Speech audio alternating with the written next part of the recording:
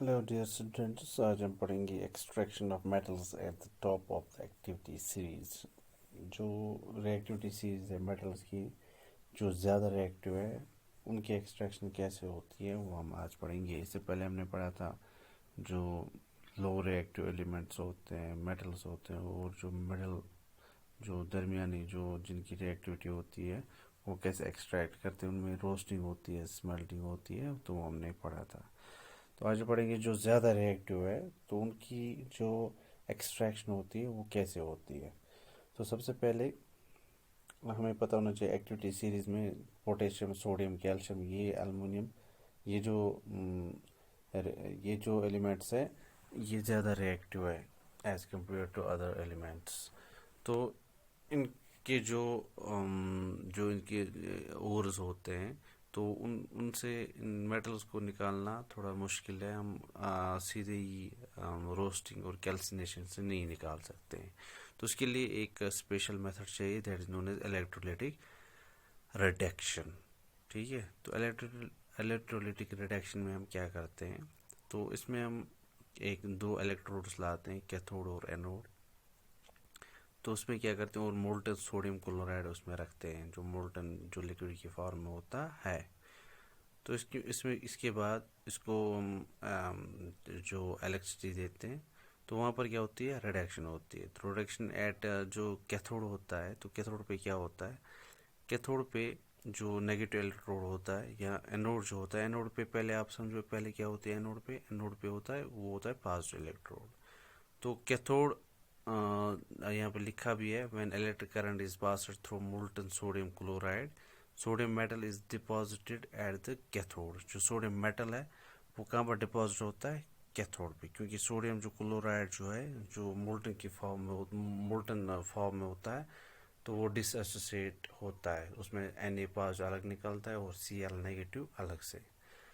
Na positive cathode के साथ, क्योंकि कैथोड नेगेटिव है और Na पॉजिटिव है, ये इसके साथ लग जाता है और ये डिपॉजिट होता है कैथोड पे। सोडियम डिपॉजिट होता है कैथोड पे, और क्लोरीन गैस जो होता है वो डिपॉजिट होता है एनोड पे।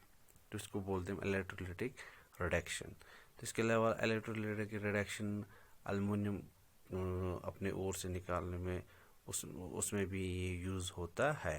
जो एल्युमिनियम का जो ओर है, जैसे बॉक्साइट है, तो उससे निकालते हैं। अब चलते हैं आगे।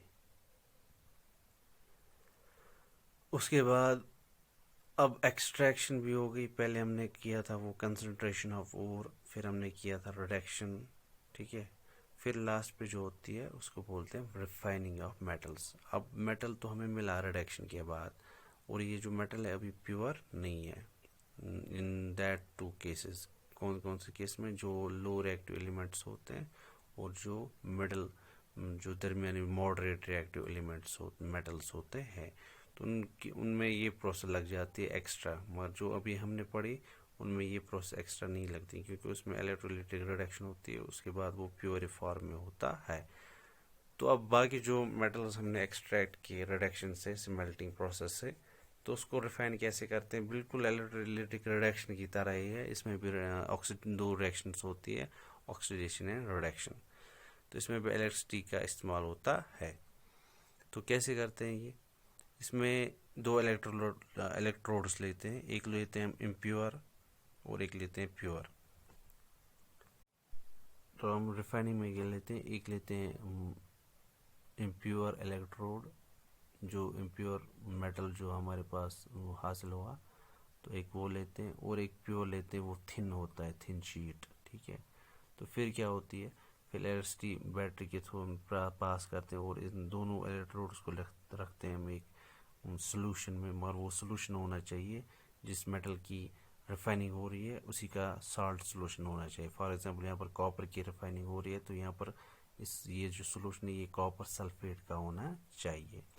तो इम्प्योर इलेक्ट्रोड यहाँ पर है, जो एनोड है। ठीक है, और जो प्योर है ये भी कॉपर का है, मगर ये थिन होता है, तो ये क्या है, एनोड। उसके बाद क्या होता है, उसके बाद यहाँ पर दो चीज़ें होती है, एक होती है ऑक्सीडेशन और एक होती है रिडक्शन।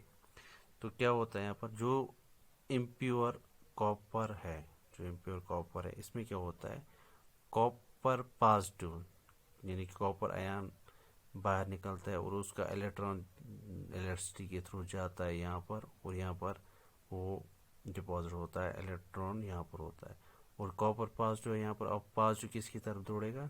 नेगेटिव की तरफ।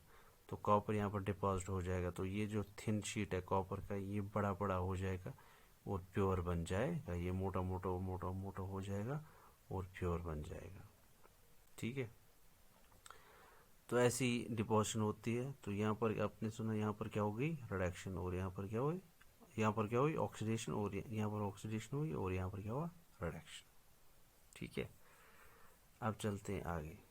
तो ऐसे ही यहाँ पर जो ऑक्सीडेशन हुई तो इसमें क्या होता है, जो इम्प्योरिटीज होती है वो गिरती है नीचे, और उस इम्प्योरिटीज को हम बोलते हैं एनोड मड।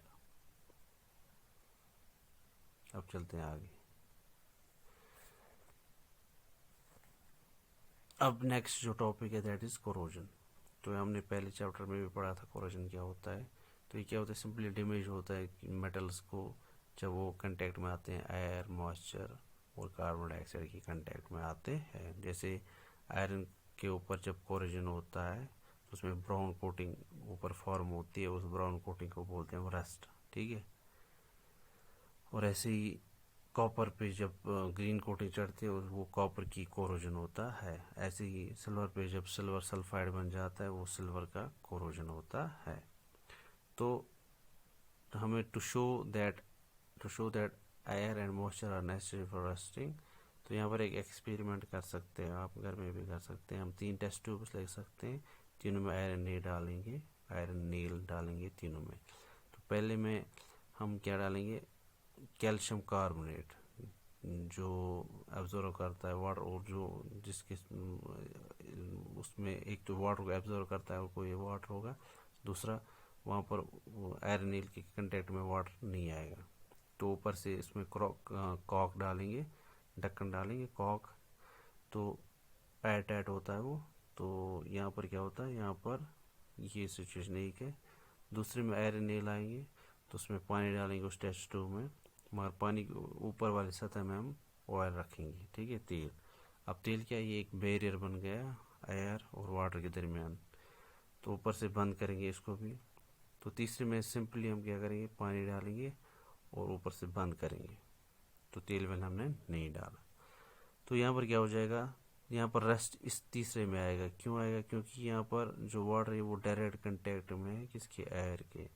तो एयर भी है, वाटर भी है और आयरन भी है, तो यहाँ पर रस्ट हो जाएगा इस नील को। इसको नहीं होगा क्योंकि यहाँ पर ऑयल जो है वो वाटर को मिलने नहीं देगा एयर के साथ, ऐसे पहले में भी नहीं होगा, तो रस्ट यहाँ पर भी हो, यहाँ पर होगा। अब रस्टिंग से नुकसान होता है मेटल्स का, तो इसको कैसे बचाएंगे हम? तो इसको बचा सकते हैं हम मेटल के ऊपर ऑयल एंड ग्रीस लगा सकते हैं, पेंट लगा सकते हैं, गैल्वेनाइजेशन करते हैं, जिंक कोटिंग की, टिनिंग कर सकते हैं, इलेक्ट्रोप्लेटिंग कर सकते हैं। ठीक है, इसके अलावा हम एलॉयज बना सकते हैं। तो एलॉय क्या होता है? एलॉय एक सोल्यूशन होता है, एक मिक्सचर होता है, homogeneous mixture, that's a type of solution. हमारी जो सोल्यूशन होता है ये सॉलिड और सॉलिड का सोल्यूशन होता है। तो एलॉयज हम बनाते हैं मेटल और मेटल का, एक मेटल या मेटल और नॉन मेटल, इसका एक मिक्सचर होता है। तो इसमें क्या रस्ट नहीं लगता है, जैसे स्टील है।